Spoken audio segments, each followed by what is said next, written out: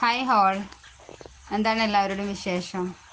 അപ്പോൾ നമ്മൾ ക്ലാസ് വീണ്ടും സ്റ്റാർട്ട് ചെയ്യാണ്. ഇന്ന് ക്ലാസ് എടുക്കാൻ വരുന്ന ആളെ കുറിച്ച് ഞാൻ പറയാം. എൻ്റെ ഒരു ഫ്രണ്ടാണ്. അത് മാത്രമല്ല, ആളിപ്പോൾ സർട്ടിഫിക്കേഷൻ കോഴ്സ് ചെയ്തുകൊണ്ടിരിക്കുകയാണ്, നമ്മുടെ സ്റ്റുഡൻറ്റും കൂടിയാണ്. പക്ഷേ എന്താ പറയുക, നമ്മളോട് ഇങ്ങോട്ട് വിളിച്ചിട്ട് എനിക്കിങ്ങനെ ക്ലാസ് എടുക്കണമെന്ന് പറഞ്ഞു വന്നൊരു വ്യക്തിയാണ്. കാരണം അത് നമ്മൾ പ്രത്യേകം ആളെ അഭിനന്ദിക്കണം. ഇതിലിപ്പോൾ നമ്മുടെ കഴിഞ്ഞ സ്റ്റുഡൻസിനൊക്കെ മടിയായിക്കൊണ്ടിരിക്കുകയാണ്. ഇപ്പോൾ നമ്മുടെ ക്ലാസ്സൊക്കെ കഴിഞ്ഞ വ്യക്തികൾക്ക് തന്നെ ഭയങ്കര മടി. ഞാനിപ്പോൾ എങ്ങനെ എടുക്കുക, എന്നെക്കൊണ്ട് പറ്റും എന്നുള്ളൊരു ഭയത്തിലിരിക്കുന്നു. പക്ഷെ ഇപ്പോൾ പഠിച്ചുകൊണ്ടിരിക്കുന്ന ആളുകൾക്ക് തന്നെ എനിക്കിങ്ങനെയൊക്കെ ക്ലാസ് എടുക്കണം എന്ന് പറഞ്ഞ് നമ്മൾ മുന്നോട്ട് വരിക പറയുമ്പോൾ അത് എനിക്ക് ഭയങ്കര ഇഷ്ടപ്പെട്ടു. കാരണം അങ്ങനത്തെ ആളുകൾ തന്നെയാണ്. പക്ഷെ എല്ലാവരും ഇതുപോലെ വരണം എന്നാണ് പറഞ്ഞു വരുന്നത്. അപ്പോൾ എന്തായാലും നമുക്ക് ആ വ്യക്തിയെ വെൽക്കം ചെയ്യാം. Please welcome Jasmine. ഹായ്, ഞാൻ ജാസ്മിൻ. എൻ്റെ വീട് വെള്ളർക്കാടാണ്. ഇക്കാടെ വീട് കറുകപ്പുത്തൂര്, പാലക്കാട് ഡിസ്ട്രിക്റ്റിൽ. എനിക്ക് 3 മക്കളാണ്. ഇക്ക ഖത്തറിലാണ്. അപ്പോൾ ഞാനിന്ന് നമ്മൾ ചർച്ച ചെയ്യാൻ ഉദ്ദേശിക്കുന്ന സബ്ജക്റ്റ് രക്ഷകർത്ത ശൈലികളും കുട്ടികളിലെ സ്വഭാവ രൂപീകരണവും എന്നുള്ളൊരു ടോപ്പിക്കാണ്. ആദ്യമായിട്ടാണ് ക്ലാസ് എടുക്കുന്നത്, അതിൻ്റേതായ പോരായ്മകൾ ഉണ്ടാവും, ക്ഷമിക്കുക. വ്യത്യസ്ത പാരൻറ്റിങ്ങിലൂടെ നമ്മുടെ മക്കൾ എങ്ങനെയെല്ലാം വ്യത്യസ്തരാകുന്നു എന്ന് നമുക്കൊന്ന് ചർച്ച ചെയ്യാം. ഈ ചർച്ചയിലൂടെ നമ്മുടെ പാരൻറ്റിങ്ങിലൂടെ നമ്മുടെ മക്കൾക്ക് ഉണ്ടാകുന്ന പോസിറ്റീവും നെഗറ്റീവായ കാര്യങ്ങളും അതോടൊപ്പം നമുക്ക് വരുത്തേണ്ട മാറ്റങ്ങളും ഒരു ചെറിയ ശതമാനം ഈ ചർച്ചയിലൂടെ നമുക്ക് മാറ്റിയെടുക്കാൻ കഴിയും എന്നൊരു ആത്മവിശ്വാസത്തോടു കൂടിയാണ് ഞാൻ ഈ ക്ലാസ് തുടങ്ങുന്നത്. പാരൻറ്റിങ്ങിൻ്റെ ശൈലി 4 ആയിട്ട് തരംതിരിക്കാം. അതായത് ഒരു സ്വച്ഛാധിപത്യ പാരൻറ്റിങ്, അതുപോലെ തന്നെ ആധികാരികമായിട്ടുള്ള ഒരു പാരൻറ്റിങ്, അതുപോലെ അനുവദനീയമായിട്ടുള്ള ഒരു പാരൻറ്റിങ്, അതുപോലെ തന്നെ ഇടപെടാത്തൊരു പാരൻറ്റിങ്. ഇങ്ങനെ 4 തരത്തിലാണ് പാരൻറ്റിങ്ങിൻ്റെ ശൈലി വരണത്. ഓക്കെ, സ്വച്ഛാധിപതികളായ മാതാപിതാക്കൾ എന്ന് പറയുന്നത് എന്താ ഉദ്ദേശിക്കുന്നത് വെച്ചാൽ അവർക്ക് ഭയങ്കര കർശനവും നിയന്ത്രണവും ഉള്ളവരാണ്. ഭയങ്കരമായിട്ട് ഇന്ന ടൈമിൻ്റെ ഉള്ളിൽ, ഇത്ര ടൈമിൻ്റെ ഉള്ളിൽ ഇന്നത് ചെയ്യാൻ പാടില്ല എന്നൊക്കെ പറഞ്ഞിട്ട് ഭയങ്കരമായിട്ട് കർശനമുള്ള മാതാപിതാക്കളെയാണ് സ്വച്ഛാധിപത്യ പാരൻറ്റിങ്ങിലൂടെ ഉദ്ദേശിക്കുന്നത്.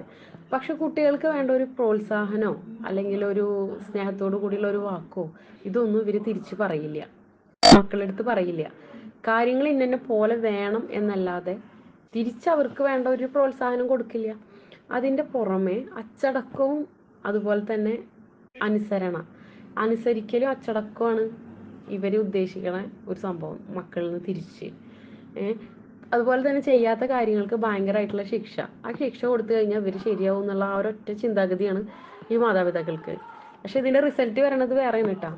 കാരണം എന്താ വെച്ചാൽ കുട്ടികൾക്ക് വേണ്ട ഒരു സ്നേഹമോ സന്തോഷമോ ഒന്നും കൊടുക്കാത്ത ഒരു പാരൻറ്റിന് തിരിച്ച് മക്കൾ എത്ര റെസ്പെക്റ്റ് ചെയ്താലും പോരാ എന്നുള്ള ചിന്താഗതിയും കൂടി വളർത്തുന്നവരാണ് ഈ സ്വച്ഛാധിപതികളായ പാരൻ്റ് ഇട്ടാ. എന്നിട്ടാണ് ഇവർ ഇതൊക്കെ ആഗ്രഹിക്കണമെന്നും കൂടി നമ്മൾ ആലോചിക്കണം. പക്ഷെ നേരെ തിരിച്ച് ഇവരുടെ റിസൾട്ട് എന്താ വരിക എന്ന് വെച്ചാൽ മക്കൾ വളർന്നു വരുമ്പോൾ അവരെങ്ങനെ ആയിത്തീരുക എന്ന് വെച്ചാൽ താഴ്ന്ന ആത്മാഭിമാനം ഉള്ളവരായി തീരും. അതുപോലെ തെറ്റ് വരുത്തും എന്ന ഭയമാണ് അവരുടെ മനസ്സിലെപ്പോഴും ഉണ്ടാവുക. തീരുമാനം എടുക്കുന്നതിൽ ബുദ്ധിമുട്ടും. ഓക്കെ, അതായത് താഴ്ന്ന ആത്മാഭിമാനം എന്ന് പറഞ്ഞു കഴിഞ്ഞാൽ ഇവർക്ക് ചെറുപ്പം മുതൽ ഇവർ അർഹിക്കണ ചീത്തകളൊന്നല്ല ഇവർ കേട്ടിട്ടുള്ളത്. അതായത് അവരെ ആജ്ഞാപിക്കും, അത് അനുസരിക്കുക എന്നുള്ള രീതിയിലുള്ള പാരൻറ്റിങ് ആണല്ലോ നടത്തിയിട്ടുള്ളത്. അപ്പോൾ അവർക്ക് അന്നു മുതൽ ചെറുപ്പം മുതൽ അവരുടെ ആത്മാഭിമാനമൊക്കെ നഷ്ടപ്പെട്ടേക്കണു. അവർ പിന്നെ അത് എന്താന്നുള്ളത് അവർക്ക് അറിയണില്ല വലുതായാലും. അപ്പോൾ അങ്ങനെ വരുമ്പോൾ ആത്മാഭിമാനം ഇല്ലാത്തവരായി കഴിഞ്ഞിട്ടുണ്ടെങ്കിൽ എന്താ ഉണ്ടാവുക? മറ്റുള്ളവരോട് തട്ടിക്കയറുക, മറ്റുള്ളവരെ വായിലിരിക്കണതൊക്കെ കേൾക്കേണ്ടി വന്നാലും അവർക്ക് അതൊന്നും ഒരു പ്രശ്നമല്ല എന്നുള്ള രീതിയിലുള്ള മക്കളായി തീരും കുറച്ച് കഴിഞ്ഞാൽ. അതുപോലെ തന്നെ എന്ത് കാര്യങ്ങൾ ചെയ്താലും അവർക്ക് തെറ്റോ എന്നുള്ളൊരു ഭയം വരും. കാരണം ഈ പാരൻറ്റിങ്ങിൻ്റെ വേറൊരു പ്രശ്നമാണ് അത്, തെറ്റ് വരും എന്നുള്ളൊരു ഭയം. ചിലപ്പോൾ അവർ ചെയ്യണ തെറ്റാവില്ല, പക്ഷെ എന്നാലും തെറ്റ് വരുമോ ആ പേടിയുടെ ആ ഒരു ഭാഗമായിട്ട് മാറിയിട്ടുള്ളതാണ്, അവരുടെ സ്വഭാവ രൂപീകരണത്തിൽ വന്നിട്ടുള്ളതാണത്. അപ്പം അങ്ങനെ ആണ് ആ ഒരു പ്രശ്നം വരിക. പിന്നെ അവർക്ക് തീരുമാനം എടുക്കാൻ പറ്റില്ല. അതായത് ഒരു പ്രശ്നം വന്നു കഴിഞ്ഞിട്ടുണ്ടെങ്കിൽ അത് കറക്റ്റായിട്ടൊരു സൊല്യൂഷൻ കണ്ടെത്താൻ അവർക്ക് പറ്റില്ല. അപ്പം അങ്ങനെ ഒരു പ്രശ്നം കൂടി ഈ സ്വച്ഛാധിപതികളായ പാരൻറ്റിൻ്റെ മക്കൾക്ക് വരാൻ ഉള്ള ചാൻസ് ഉണ്ട്. അപ്പോൾ നമ്മളത് ഒന്ന് ശ്രദ്ധിക്കുക. നമ്മൾ അങ്ങനെയാണോ എന്നുള്ളത് ഒന്ന് ശ്രദ്ധിക്കുക. നമുക്ക് എന്തെങ്കിലും മാറ്റങ്ങൾ വരുത്തണമെങ്കിൽ മാറ്റങ്ങൾ വരുത്തുക. അല്ലെങ്കിൽ നമ്മൾ അറിയണ ആളുകളിൽ അങ്ങനെ ആരെങ്കിലും അത്രയും കർശനമായിട്ട് കാര്യങ്ങൾ ചെയ്യണവരുണ്ടെങ്കിൽ അവർക്ക് കാര്യങ്ങൾ പറഞ്ഞ് മനസ്സിലാക്കി കൊടുക്കുക. ഒരിക്കലും ഇത് നല്ലതല്ല എന്നുള്ളത് പറഞ്ഞ് മനസ്സിലാക്കി കൊടുക്കുകയും കൂടി ചെയ്യാം. ഓക്കെ, അപ്പോൾ നമുക്കിനി അടുത്തത് രണ്ടാമത്തെ പാരൻറ്റിങ്ങിൻ്റെ രീതി നോക്കാം കേട്ടോ. രണ്ടാമത്തെ പാരൻറ്റിങ് ആണ് പെർമസീവ് പാരൻറ്റിങ്, അതായത് അനുവദനീയമായ പാരൻറ്റിങ്. എന്ത് പറഞ്ഞാലും സമ്മതിക്കുക, അങ്ങനെ ഒരു പാരൻറ്റിങ് കൂടി നിലവിലുണ്ട് കേട്ടോ. അതായത് എല്ലാം സമ്മതിച്ചു കൊടുക്കുന്ന മാതാപിതാക്കൾ അവർക്ക് ആവശ്യത്തിൽ കൂടുതൽ യെസ് ആണ് പറയണത്. അതായത് ചെയ്യേണ്ട എന്നൊരു കാര്യം മക്കളത് ചെയ്യരുത് കേട്ടാ എന്ന് പറയേണ്ട കാര്യങ്ങളും അവർ യെസ് പറയും. അപ്പോൾ ഈ മക്കൾ ചെറുതിൽ മുതലേ നോ കേൾക്കണില്ല, യെസ് ആണ്, ഒക്കെ യെസ്. എല്ലാം ചെയ്തോ, അതുപോലെ മക്കൾ എന്ത് ചെയ്താൽ എന്ത് കുരുത്തക്കേട് ചെയ്താലും ആ ഭാഗത്തേക്ക് മൈൻഡ് ചെയ്യാതിരിക്കുക. നമ്മൾ നല്ല കാര്യങ്ങൾ കുട്ടികൾക്ക് പറഞ്ഞു കൊടുത്ത് ചീത്ത കാര്യങ്ങളിൽ വിലക്കും വേണം. അതല്ലാതെ എല്ലാ കാര്യങ്ങളിലും യെസ് പറഞ്ഞു കഴിഞ്ഞാൽ അതിൻ്റെ ഇമ്പാക്റ്റായിട്ട് വരണത് വേറെ കുറച്ച് കാര്യങ്ങളാണ്. അതായത് ഇവർക്ക് പുറത്തിറങ്ങി കഴിഞ്ഞു കഴിഞ്ഞാൽ എല്ലാവരായിട്ടും വഴക്കിടുക, അതുപോലെ തന്നെ ഓഫീസിലും അല്ലെങ്കിൽ വേറെ എവിടെ പോയാലും, എന്തിനിപ്പോൾ ഓഫീസിൽ നിന്നല്ല എന്തെങ്കിലും ഒരു സ്ഥാപനത്തിൽ പോയാലും നോ എന്നവർക്ക് ഉൾക്കൊള്ളാൻ പറ്റില്ല. നോ എന്ന വാക്ക് അവർക്ക് ഉൾക്കൊള്ളാൻ പറ്റാതെ വരും. അതായത് ഈ എസ് പറഞ്ഞ് ശീലിപ്പിച്ചിട്ടുള്ള കുട്ടികൾ കുറച്ച് മുതിർന്ന് നമ്മുടെ അടുത്ത് നിന്ന് പുറത്ത് പോയി കഴിഞ്ഞിട്ടുണ്ടെങ്കിൽ പിന്നെ അവർക്ക് നോ കേൾക്കാൻ ഉൾക്കൊള്ളാൻ പറ്റാത്തൊരു കണ്ടീഷൻ വരും. അപ്പോൾ അതും വളരെ അപകടകരമായിട്ടുള്ള ഒരു പാരൻറ്റിങ് ആണ്. അതുപോലെ തന്നെ ഒരു നമ്മുടെ നാട്ടിലെ നിയമങ്ങൾ, പുറത്ത് പോയാലുള്ള നിയമങ്ങളും ഇതൊന്നും അവർക്ക് നോ എന്നുള്ള സംഭവം അവർ ഒരിക്കലും ഉൾക്കൊള്ളില്ല. അപ്പോൾ അതിൻ്റെ ഭാഗമായിട്ട് നിയമലംഘനങ്ങളും ഓഫീസിലുള്ള ഒരായിട്ട് വഴക്കിടലും അതിൻ്റെ ഭാഗമായിട്ട് അവർക്ക് പല തരത്തിലുള്ള ബുദ്ധിമുട്ടുകൾ നേരിടാൻ ഇട ഉണ്ട്. അപ്പോൾ അതും നമ്മൾ ശ്രദ്ധിക്കുക. നമ്മൾ മക്കൾക്ക് വേണ്ട എന്നുള്ള കാര്യങ്ങൾ, ചീത്ത കാര്യങ്ങൾ വേണ്ടാന്ന് തന്നെ പറയുക, വേണം എന്നുള്ള കാര്യങ്ങൾ അനുവദിച്ചു കൊടുക്കുക. അതിന് ആദ്യം നമുക്ക് എന്ത് വേണം, നമുക്ക് ഏതൊക്കെ വേണ്ടത് വേണ്ടാത്തതെന്നുള്ള അറിവ് നമുക്ക് ആദ്യം വേണം.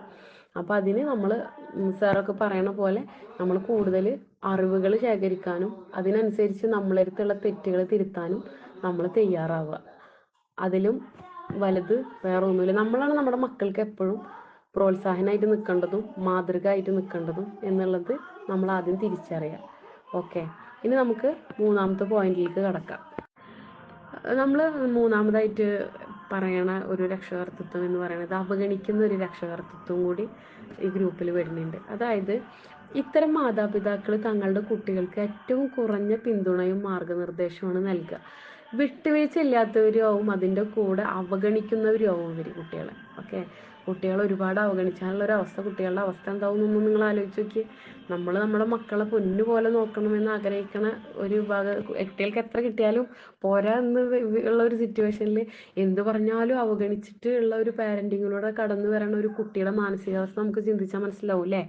അപ്പോൾ നമ്മളൊന്നും ഒരിക്കലും അങ്ങനത്തെ ഒരു മാതാപിതാക്കളാവാതിരിക്കുക.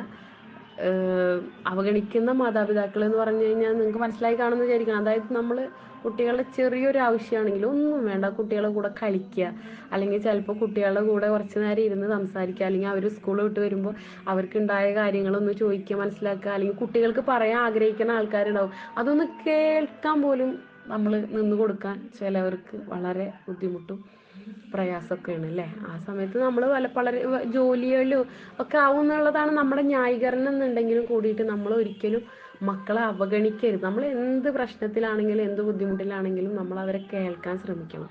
ഈ അവഗണിക്കുന്ന ഒരു പാരൻറ്റിങ് വളരെയധികം അപകടം പിടിച്ച ഒരു പാരൻറ്റിങ് ശൈലിയാണ്. അപ്പോൾ അതും കൂടി ഒന്ന് ശ്രദ്ധിക്കുക. ഇവർക്ക് വരണ ഇമ്പാക്റ്റ് ഇതിൻ്റെ എന്താ ഉണ്ടാവുക എന്ന് വെച്ചാൽ, അവർ സമൂഹത്തിൽ ഇറങ്ങിക്കഴിഞ്ഞാൽ അവർക്ക് ഒരു ബന്ധങ്ങൾ, സാമൂഹികപരമായ ബന്ധങ്ങൾ ഉണ്ടാക്കാൻ ഇവർക്ക് വലിയൊരു ബുദ്ധിമുട്ടായിരിക്കും. അതുപോലെ തന്നെ അവർക്ക് വൈകാരികവും അതുപോലെ തന്നെ മറ്റുള്ളവരോട് പെരുമാറാനൊക്കെ അവർക്ക് അറിയാത്ത ഒരു പ്രശ്നങ്ങളും വരാൻ വളരെയധികം ചാൻസ് ഉണ്ട്. അതുപോലെ തന്നെ നേരത്തെ പറഞ്ഞ പോലെ ആത്മാഭിമാനം നഷ്ടപ്പെട്ടവരാവും ചെയ്യും. കാരണം ഇവർക്ക് സാധിക്കാത്ത, ചെറുപ്പത്തിൽ ഇവർ അമ്മോടും അച്ഛനോടും പറഞ്ഞിട്ട് സാധിക്കാത്ത കാര്യങ്ങൾ വരുമ്പോൾ അവർ ചിലപ്പോൾ മറ്റു പലരിലൂടെ ആവും അതൊക്കെ സാധിച്ചെടുക്കുക. അപ്പോൾ അവർക്ക് ഒരു ലജ്ജക്കുറവ് ഓൾറെഡി അവരുടെ ഇതിൽ ഇതായിട്ടുണ്ടാവും. അപ്പോൾ ആ ഒരു പ്രശ്നം കൂടി ഈ ഒരു പാരൻറ്റിങ്ങിലൂടെ കുട്ടികൾക്ക് വരുന്നുണ്ട്. അപ്പോൾ അതെല്ലാം നമ്മളൊന്ന് ശ്രദ്ധിക്കുക. ഓക്കെ. കുട്ടികൾക്ക് വളരെയധികം ബുദ്ധിമുട്ടുണ്ടാക്കുന്ന ഒരു പാരൻറ്റിങ് കൂടിയാണ് ഈ അവഗണിക്കുന്ന ഒരു പാരൻറ്റിങ് ശൈലി. ഓക്കെ, അപ്പോൾ അത് കഴിഞ്ഞു. പിന്നെ അത് കഴിഞ്ഞിട്ട് നമുക്ക് ഇനി 4ാമത്തെ ഒരു ശൈലി കൂടി വരുന്നുണ്ട്. അതുകൂടെ ഒന്ന് പറഞ്ഞിട്ട് നിർത്താം കേട്ടോ. അപ്പോൾ നമുക്ക് 4ാമത് വരണ ഒരു പാരൻറ്റിങ് ശൈലി എന്ന് പറയുന്നത് ആധികാരിക ഉത്തരവാദിത്വമുള്ള ഒരു പാരൻറ്റിങ് ശൈലിയാണ്. ഓക്കെ, അപ്പോൾ ഇതെന്ന് പറഞ്ഞാൽ നമ്മൾ മക്കളുടെ അടുത്ത് യെസ് എന്ന് പറയേണ്ടടുത്ത് യെസ് പറയുക, നോ എന്ന് പറയേണ്ടടുത്ത് നോ പറയുക. അവർക്ക് ഓരോ കാര്യങ്ങളും അവരുടെ എല്ലാ കാര്യങ്ങൾക്കും നമ്മൾ ഒപ്പം നിൽക്കുക, അവരെ മനസ്സിലാക്കുക, അവർക്ക് ഭാവിയിൽ വേണ്ട കാര്യങ്ങളെല്ലാം ചെയ്തു കൊടുക്കാൻ നമുക്ക് പറ്റണ പോലെയൊക്കെ ചെയ്തു കൊടുക്കുക. അതുപോലെ തന്നെ അവർക്ക് ഒരു കാര്യം അവർ ആഗ്രഹിക്കുന്ന കാര്യം നമുക്ക് ചെയ്തു കൊടുക്കാൻ പറ്റാത്തതാണെങ്കിൽ അതിൻ്റെ കാര്യങ്ങൾ പറഞ്ഞ് മനസ്സിലാക്കി കൊടുക്കുക. പിന്നെ ചില ബുദ്ധിമുട്ടുള്ള കാര്യങ്ങളാണെങ്കിൽ അതിൻ്റെ ദൂഷ്യഫലങ്ങൾ അവർക്ക് പറഞ്ഞ് മനസ്സിലാക്കി കൊടുക്കാനൊക്കെ പറ്റണ രീതിയിലുള്ള ഒരു പാരൻറ്റിങ് ശൈലിയാണ് ഈ ആധികാരിക ഉത്തരവാദിത്വമുള്ള പാരൻറ്റിങ് ശൈലി എന്നുകൊണ്ട് ഉദ്ദേശിക്കുന്നത്. ഓക്കെ, അപ്പോൾ ഇങ്ങനെ വളരണ മക്കൾ എന്ന് പറഞ്ഞു കഴിഞ്ഞാൽ അവർക്ക് സ്വയം തീരുമാനങ്ങൾ എടുക്കാനും അതിർവരമ്പുകൾ ഭേദിച്ച് കഴിഞ്ഞാൽ എന്താണ് എനിക്ക് ഭാവിയിൽ ഉണ്ടാവുകയെന്നും അങ്ങനെ സ്വയം എല്ലാത്തിനും ഒരു കഴിവ് അവർ ചെറുപ്പത്തിൽ തന്നെ സ്വന്തമാക്കിയിട്ടുണ്ടാവും. ഇങ്ങനെ ഈ ഒരു ശൈലിയിലൂടെ വളർന്നു വന്ന മക്കൾക്ക് അങ്ങനെ ഒരു കഴിവുണ്ടാവും. പിന്നെ അവർ അതുപോലെ എഡ്യൂക്കേഷൻ്റെ കാര്യത്തിലാണെങ്കിലും ഒക്കെ അവർ മുൻപന്തിയിലാവും. ഓക്കെ, അതുപോലെ തന്നെ പ്രത്യേകിച്ച് കണ്ടീഷനൊന്നും വെക്കാണ്ടാണ് ഇവർ അങ്ങനെ ഒന്നും കണ്ടീഷനൊന്നും വെക്കാതെ മക്കളോട് പഠിപ്പിൻ്റെ ഇമ്പോർട്ടൻ്റ് പറഞ്ഞു കൊടുത്ത് അവർക്ക് ആവണ പോലെ പഠിക്കണം എന്ന് പറഞ്ഞ് എല്ലാ സഹായങ്ങളും ചെയ്തു കൊടുത്ത് അവരുടെ ഒപ്പം നിൽക്കണ ഒരു പാരൻ്റ് ആവുമ്പോൾ തീർച്ചയായിട്ടും മക്കൾ അതിൻ്റേതായ ഒരു മേന്മ തീർച്ചയായിട്ടും അവരുടെ ജീവിതത്തിൽ അവർ തിരിച്ച് കാണിച്ചിരിക്കും. അത് നമുക്ക് ജീവിതത്തിൽ വളരെയധികം സഹായകമാവാൻ കാരണമാവും കേട്ടോ. അതുപോലെ തന്നെ അവരുടെ ജീവിത പ്രശ്നങ്ങൾ വരുമ്പോൾ അത് നേരിടാൻ അവർക്ക് നന്നായിട്ട് സാധിക്കും. വേറൊരാളുടെ ഹെൽപ്പ് ഇല്ലെങ്കിലും അവരെന്ത് പ്രശ്നങ്ങളാണെങ്കിലും അത് മറികടക്കാൻ ഇവർക്ക് സാധിച്ചതായിട്ട് കാണുന്നുണ്ട്. അതുപോലെ തന്നെ ഇവരുടെ ജീവിതത്തിൽ ഒരുപാട് ഉയർച്ചകൾക്ക് ഈ ഒരു സ്വഭാവത്തിൻ്റെ ക്വാളിറ്റി കാരണം കൊണ്ട് ഒരുപാട് സ്വഭാവത്തിൽ വരണ ആ ഒരു ക്വാളിറ്റിയുടെ കാരണം കൊണ്ട് തന്നെ അവർക്ക് ഉയർച്ചകൾ ഒരുപാട് ഉണ്ടാവാൻ ചാൻസ് ഉണ്ട്. അതുപോലെ തന്നെ അവർക്ക് ഉയർന്ന ആത്മാഭിമാനം ഉള്ളവരായിരിക്കും. അത് ആത്മാഭിമാനം ഉണ്ടായി കഴിഞ്ഞാൽ തന്നെ പകുതി മുക്കാലും രക്ഷപ്പെട്ടല്ലോ. അപ്പോൾ അങ്ങനെയുള്ള എല്ലാ മികവുകളും ഇങ്ങനെ ഈ പാരൻറ്റിങ്ങിലൂടെ നമുക്ക് നമ്മുടെ മക്കൾക്ക് പകർന്നു കൊടുക്കാൻ സാധിക്കും. അപ്പോൾ അത്രയും ഒരു വലിയൊരു ഒരു പാരൻറ്റിങ് രീതി തന്നെയാണ് ഈ ആധികാരിക ഉത്തരവാദിത്തമുള്ള പാരൻറ്റിങ് രീതി. നമ്മളെല്ലാവരും അത് ഫോളോ ചെയ്യാൻ ശ്രമിക്കുക. നമുക്ക് നല്ലൊരു മാതാപിതാക്കളായിട്ടും തിരിച്ച് ഉപകാരപ്പെടുന്ന ഒരു മക്കളായിട്ടും അവർ മാറാനും ഒക്കെ അതൊക്കെ കണ്ടിട്ട് നമുക്ക് ആസ്വദിക്കാനും ഒക്കെ കഴിയട്ടെ. ഇത്രയാണ് ഞാൻ പറയാൻ ഉദ്ദേശിച്ചിട്ടുള്ള കാര്യങ്ങൾ. തെറ്റുകുറ്റങ്ങളുണ്ടെങ്കിൽ ക്ഷമിക്കുക. പിന്നെ അതുപോലെ തന്നെ എനിക്ക് പറയാനുള്ളത് പിന്നെ നമ്മൾ എത്ര നന്നായിട്ട് പാരൻറ്റിങ് ചെയ്താലും വളരെ മോശമായിട്ട് പോണ കുട്ടികളുണ്ട്. വളരെ മോശപ്പെട്ട് വളർത്തുന്ന കുട്ടികൾ നല്ല കുട്ടികളായിട്ട് മാറണ സാഹചര്യങ്ങളൊക്കെ നമ്മൾ നിലവിൽ സമൂഹത്തിൽ കാണുന്നുണ്ട്. അപ്പോൾ നമുക്ക് എന്താ ഇതിൽ വേണ്ടത് വെച്ചാൽ നമ്മളുടെ പ്രശ്നം കൊണ്ടല്ല നമ്മുടെ മക്കൾക്കൊരു പ്രശ്നം വന്നിട്ടുള്ളത്. നമുക്ക് ചെയ്യേണ്ട കാര്യങ്ങളൊക്കെ നമ്മൾ പക്ക കറക്റ്റാണ് എന്നുള്ളത് നമുക്കൊരു ആശ്വാസം കണ്ടെത്താനും നമ്മൾ അങ്ങനെ വളർത്തിയതിൽ കൂടെ നമ്മുടെ മക്കൾക്ക് നല്ല കാര്യങ്ങൾ സംഭവിക്കുകയാണെങ്കിൽ നമുക്കത് സ്വയം ആശ്വസിക്കാനും ഒരു വകയാവും. ഓക്കെ, പിന്നെ ഇതൊക്കെ പഠനത്തിൻ്റെ അടിസ്ഥാനത്തിലാണ് കേട്ടോ അതെല്ലാം നമ്മൾ പറയണത്.